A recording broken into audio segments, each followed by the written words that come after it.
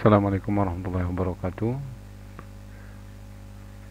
Syukur alhamdulillah kita bisa berjumpa pada kesempatan ini dalam mata kuliah elektronika daya. Kita akan membahas mengenai electrical drive, yaitu sistem penggerak pada motor-motor atau sistem pengontrol pada motor-motor listrik.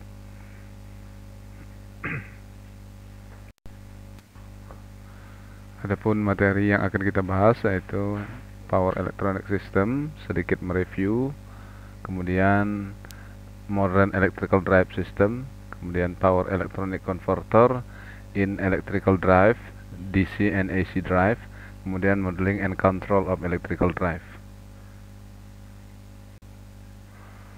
Pertama, power electronic system. What is power electronic? Apa itu power electronic? Sebuah bidang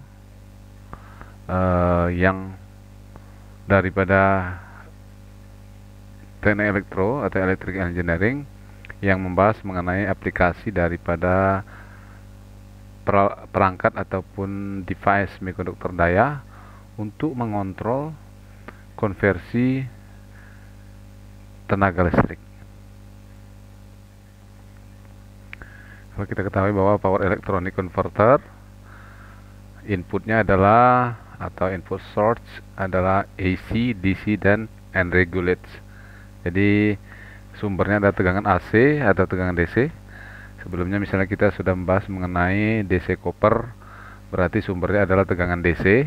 Kemudian kita konversikan ke tegangan DC yang lain.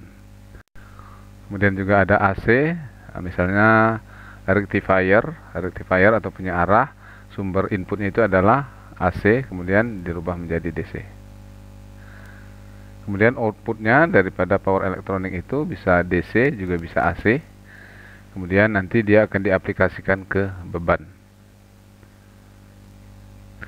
Pada power elektronik sendiri ada namanya controller. Kenapa? Kalau tidak ada controller, maka output daripada peralatan elektronika daya itu tidak akan seperti yang diinginkan.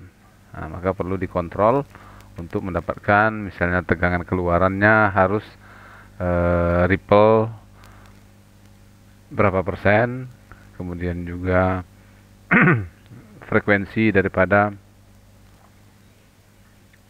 inverter harus berapa hertz misalnya, itu dilakukan oleh kontrol mendapatkannya dari referensi, sehingga power electronic converter itu adalah merupakan jantungnya daripada sistem elektronika daya. Jadi sistem elektronika daya akan diakui atau dinyatakan sebagai sebuah sistem yang benar apabila dia memiliki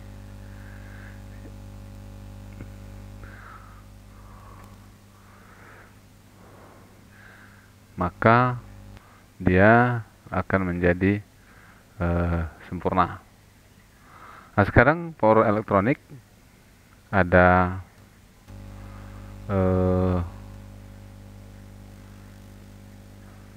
kapasitor,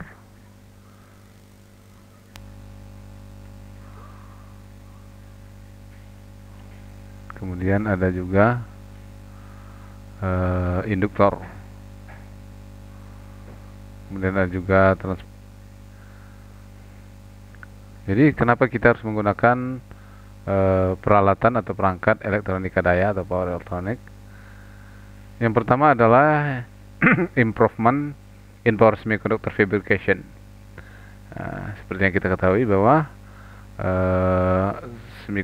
pabrikasi semikonduktor itu sudah tertentu berupa power integrated module atau PIM, kemudian intelligent power module atau IPM. Kemudian decline cost in power semiconductor untuk mengatasi biaya pada semikonduktor daya. Kemudian berikutnya adalah advancement in semiconductor fabrication. Kemudian some application of power electronic, ada beberapa aplikasi atau penerapan daripada elektronika daya typically used in system requiring efficient control and conversion of electrical energy. Jadi tujuannya adalah mendapatkan kontrol yang efisien, kemudian juga bisa dimanfaatkan dengan mudah oleh peralatan-peralatan yang ada. Misalnya domestic and commercial application, industrial application, telecommunication, transportation, generation, transmission, and distribution of electrical energy. Tentunya rating powernya atau rating dayanya adalah lebih kecil dari 1 watt. Itu sangat kecil. Kemudian puluhan atau bahkan ratusan watt untuk misalnya pada komputer. Kemudian juga ada yang ordernya sampai satuan kilowatt sampai megawatt yang berupa drive. Kemudian ada yang sampai ratusan megawatt pada DC Transmission System atau SPDC.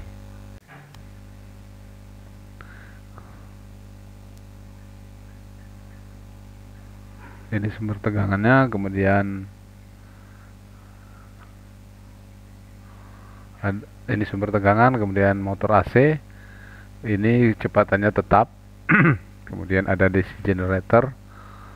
Kemudian DC generator nanti akan mensuplai sebuah motor DC. Baru ini bebannya. Speednya bisa divariabelkan dengan mengatur tegangan daripada motor DC ini. Motor DC dapat diatur tegangannya adalah dengan kumparan medannya, menaikkan atau Nah, untuk typical modern electric drive system, maka tidak lagi menggunakan seperti itu. Jadi perangkat elektronika daya, kemudian ada power in atau daya masukan, kemudian motor, kemudian ke beban. Jadi tidak ada lagi komponen motor untuk menggerakkan generator tadi. Daya masukannya dari, katakanlah contohnya dari PLN, kemudian memasuki komponen elektronika daya langsung ke motornya untuk memutar beban. Dengan menggunakan tentunya power elektronik ini diberikan kontrol atau pengaturan dengan mengambil referensinya. Kemudian juga dia akan bisa mendapatkan kontrol atau mengontrol dengan mengambil feedback daripada motor yang digerakkan oleh peralatan elektronik daya ini. Sehingga power electronic converternya dari electrical energy yang unregulated menjadi electrical energy yang regulate atau yang bisa diatur. Kemudian electric motor dari electrical energy menjadi mechanical energy. Jadi pada sisi ini power in-nya yang tidak bisa diatur atau yang fix dari PLN, kemudian sudah menggunakan peralatan elektronika daya, dia sudah bisa diatur untuk mendapatkan kecepatan motor listrik ini. Motor listrik memanfaatkan energi listrik, kemudian dia menghasilkan energi mekanik sesuai dengan kebutuhan daripada energi mekanik oleh beban.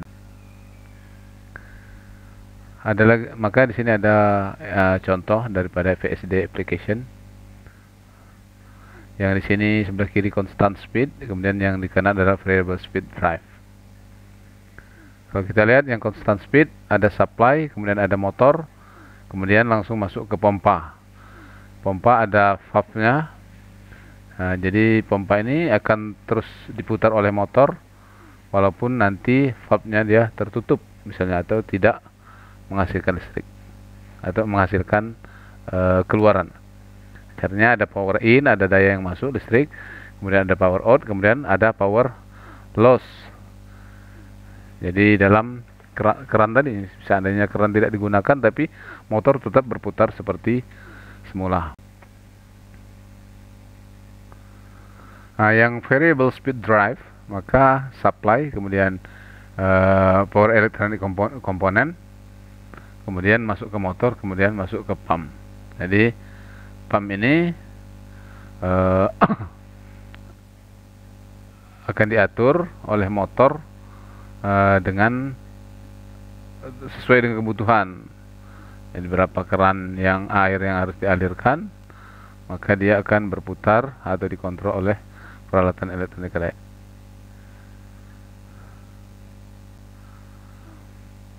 Kemudian lagi example on VSD application. Electric motor consume more than half of electrical energy in the US.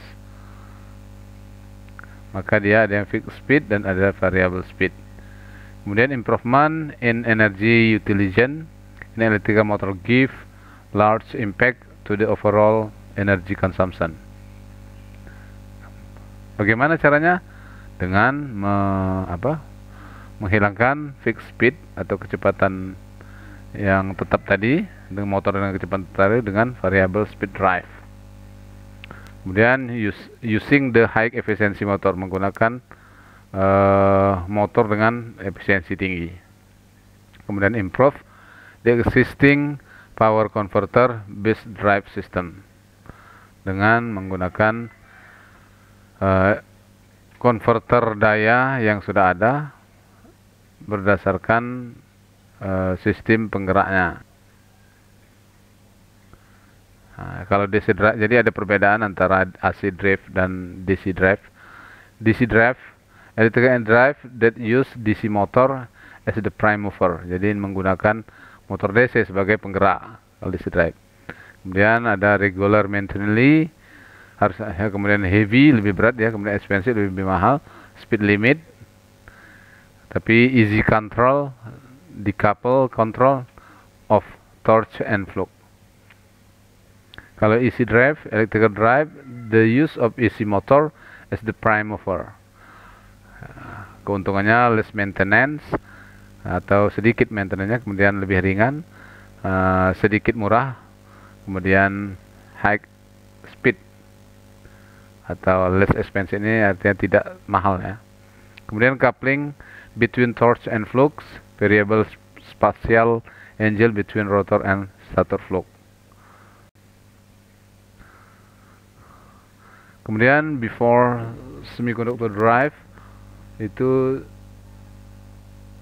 tahun 1950 ke bawah, maka isi motor for fixed speed application, banyak motor dengan kecepatan tetap. Kemudian DC motornya dengan speed application. Ada DC motor untuk mengontrol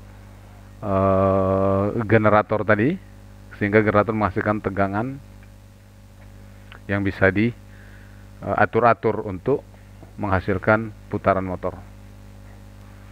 Kemudian setelah ditemukan semikonduktor pada tahun 60-an, variable frequency source available dapat mengatur frekuensi dengan variabel. Kemudian AC motor variable speed application.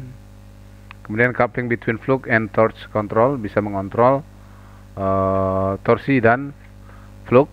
Itu semua adalah untuk mengontrol kecepatan daripada motor atau tenaga daripada motor. Kemudian application limit to medium performance application, fans, blower, compressor, scale control. Kemudian high performance application dominates by DC motor, traction, elevator, servos, dan lain sebagainya.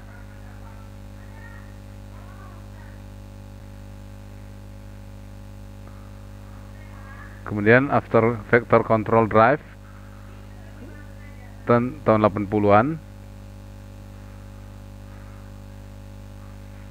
maka AC motor menggunakan high performance application seperti elevator, traksi ini motor traksi, motor servos, motor pengaturan. Kemudian AC motor favorable dan DC motor. Motor AC menjadi lebih diminati daripada motor DC karena kontrolnya lebih kompleks dan lebih mahal motor DC ini. Kemudian cost of microprocessor atau semiconductor decreasing, ketika harga microprocessor dan semiconductor turun, maka motor akan kembali menggunakan DC motor.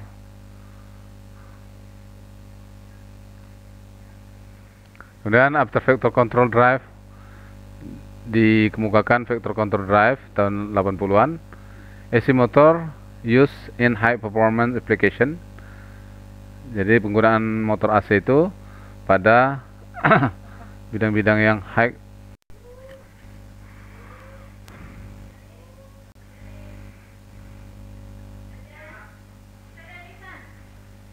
Ini adalah sejarah penggunaan AC drive dan DC drive.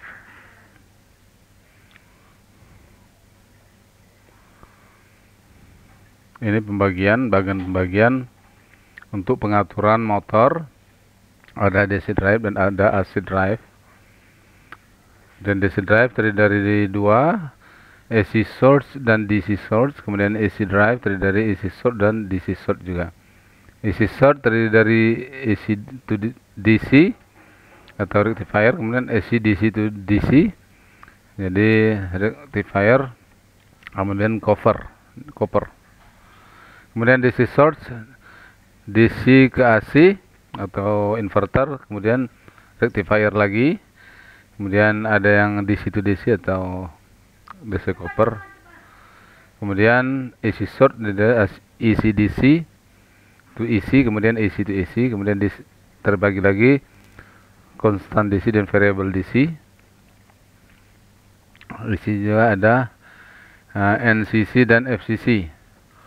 Kemudian DC source dari DC to AC dengan DC. Kemudian converter for motor drive, configuration of power electronic converter. Jadi konfigurasi dari konverter elektronik daya tergantung pada pertama sumber yang ada atau source available, kemudian type of motor atau tipe motor, kemudian performance atau application atau kemampuan daripada alat penggerak motor berupa pengereman dan percepatan atau respon. Kemudian rating juga. Kemudian DC drive bisa sumber AC untuk mengontrol motor DC atau AC to DC. Bisa juga AC ke DC kemudian ke DC lagi. Jadi dari tegangan AC disearahkan, kemudian setelah disearahkan menjadi sumber DC, maka dia akan dikembalikan lagi atau diatur tegangan DC-nya.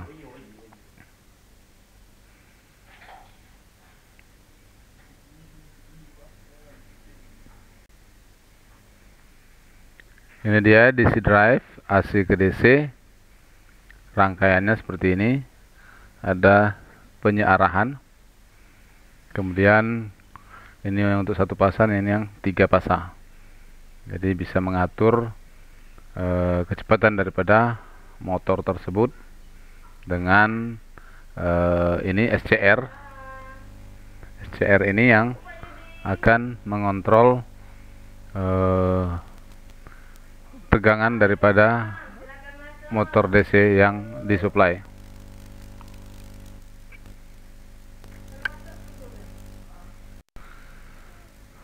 Ini gambar gelombangnya. Jadi ketika kita mengatur SCR ini, kita mengatur sudut penyalaan daripada SCR atau gelombang tegangan yang ada. Kalau untuk 3 pasang ini dia, sehingga hasilnya akan lebih rata dibandingkan dengan yang kemudian juga ini gelombang tegangannya setengah pasang atau setengah gelombangnya. Kemudian DC drive ada yang 3 pasang supply menggunakan penyearah 3 pasang untuk mengatur kecepatan motor DC yang berada di kuadran 1 dan kuadran 4.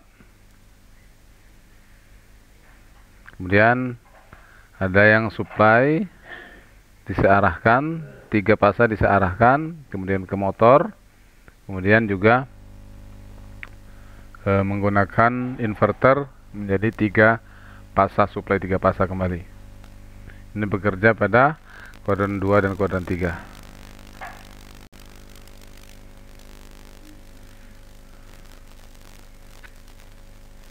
Ini lagi rangkaian kompleknya dengan peralatan kontrol untuk penyalaan atau pengaturan motornya. Ini AC berubah menjadi DC, kemudian berubah menjadi DC lagi atau DC yang diatur. Ini contoh rangkaiannya.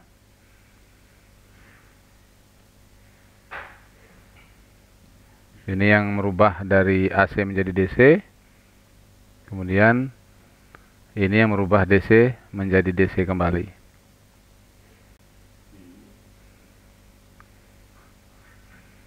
Ini yang rangkaian pengaturan motor DC dengan menggunakan sistem 2 kuadran 1 dan kuadran 2.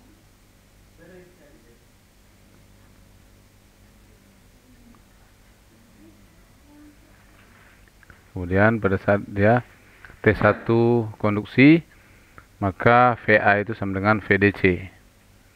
Jadi V pada motor itu sama dengan VDC. Ketika ini dia mengalir pada yang berwarna merah, VA sama dengan VDC.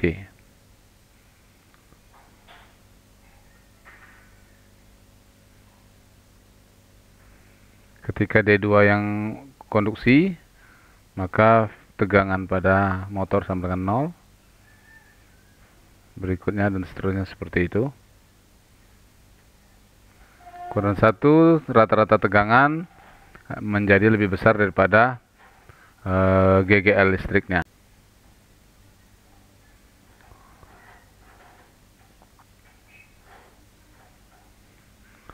Pada saat D1 konduksi, VA sama dengan VDC lagi, tapi arahnya berbeda. Pada saat T2 konduksi, maka VA itu sama dengan 0. Jadi ada dua keadaan, D2 konduksi dan T2 konduksi.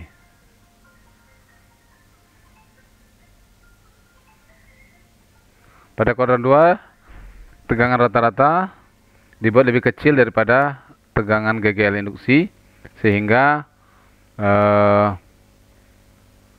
memaksa arus untuk mengalir dengan arah yang DC ke DC, kuadran 2 konverter pada kuadran 2.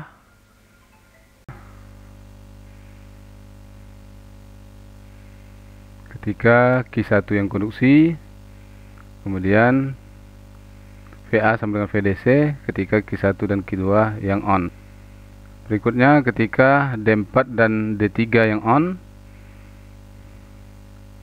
maka VA sama dengan minus VDC. Kemudian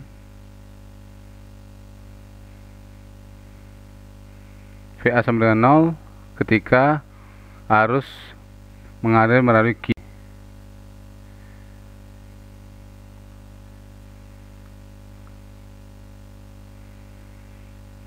Arus negatif ketika VA sama dengan VDC ketika D1 dan 2 on.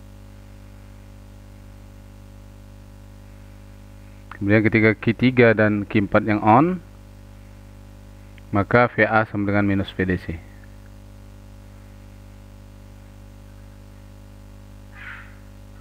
Ketika arus pada dioda free wheel melalui Q dan D, maka akan terjadi perputaran arus atau arus melalui D3 dan motor. Oke, demikian mengenai DC drive. Semoga bermanfaat. Terima kasih atas perhatiannya. Kalau ada pertanyaan silakan di chatting. Terima kasih. Wassalamualaikum warahmatullahi wabarakatuh.